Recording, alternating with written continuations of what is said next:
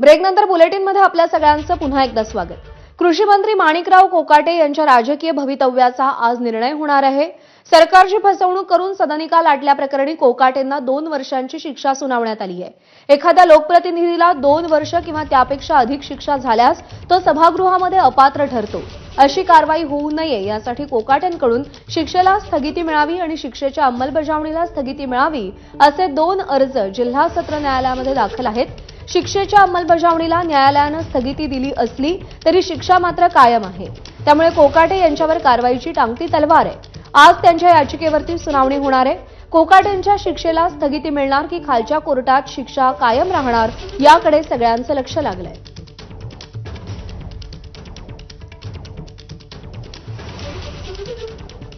मुकुल कुलकर्णी आपले प्रतिनिधी आपल्याला या सगळ्या संदर्भात अधिक अपडेट देतील। मुकुल, माणिकराव कोकाटे यांच्यावरती कारवाईची टांगती तलवार आहे। आज त्यांच्या भवितव्याचा फैसला होईल, काय अपडेट्स आहेत? प्रज्ञा, आजचा दिवस माणिकराव कोकाटे यांच्यासाठी अत्यंत महत्त्वाचा आहे। आपण बघितलं, काल धनंजय मुंडे यांचा राजीनामा दिला आणि आज संपूर्ण राज्याचं लक्ष हे नाशिकच्या सत्र न्यायालयातील सुनावणीकडे असणार आहे। 2 वर्ष किंवा त्यापेक्षा जास्त जर शिक्षा असेल तर तो लोकप्रतिनिधी अपात्र ठरतो अशा स्वरूपाचा निकाल आहे। त्यामुळे कोकाटे यांना याआधीच 2 वर्षाची शिक्षा अतिरिक्त मुख्य न्यायदंडाधिकारी यांनी ठोठावलेली आहे। त्याला आव्हान त्यांनी सत्र न्यायालयामध्ये दिलेले। जसं तू म्हणाली, शिक्षेच्या अंमलबजावणीला स्थगिती जरी मिळाली असली तरी संपूर्ण शिक्षेला स्थगिती मिळावी यासाठी त्यांनी अपील अर्ज दाखल केलेला आहे। त्यावर याआधी 2 वेळा सुनावणी झालेली आहे। 1 तारखेची सुनावणी ही पुन्हा एकदा 5 तारखेपर्यंत पुढे ढकलण्यात आलेली होती। 1 तारखेच्या सुनावणीमध्ये काही हस्तक्षेप अर्ज देखील दाखल करण्यात आलेले होते। स्थगिती मिळू नये यासाठी काही अर्ज दाखल केलेले होते।